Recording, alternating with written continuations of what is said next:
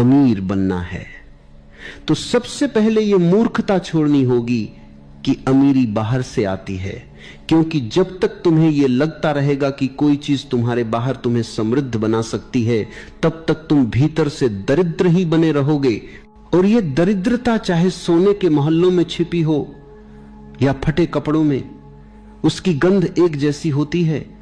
उसमें वही बेचैनी होती है, वही भय होता है, वही तुलना की आग जलती रहती है, और वही प्रश्न भीतर गूंजता रहता है कि लोग अमीर हो रहे हैं और तुम नहीं। और इसी प्रश्न में तुम अपनी चेतना का खून कर देते हो, क्योंकि यह प्रश्न गलत दिशा से पैदा हुआ है। तुम दूसरों को देखकर जी रहे हो, और जो व्यक्ति दूसरों को देखकर जीता है वह कभी अपने जीवन को नहीं जी पाता। वह हमेशा किसी और की छाया में खड़ा रहता है, और छाया में खड़ा व्यक्ति कितना भी धन इकट्ठा कर ले, वह स्वयं को छोटा ही अनुभव करता है, क्योंकि उसकी आंखें बाहर हैं, उसकी दृष्टि भीतर नहीं है। और भीतर की आंख बंद हो जाए तो बाहर का सारा उजाला भी अंधकार बन जाता है। गरीबी धन की कमी नहीं है, गरीबी चेतना की कमी है, और अमीरी धन की अधिकता नहीं है।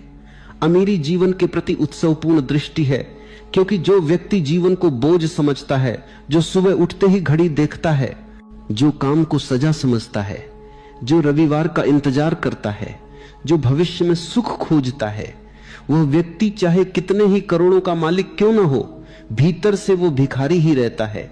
और जो व्यक्ति इस क्षण में श्वास लेता है, इस क्षण में चलता है, इस क्षण में काम करता है, इस क्षण में विश्राम करता है, वह बिना बैंक बैलेंस के भी समृद्धि का स्वाद जानता है।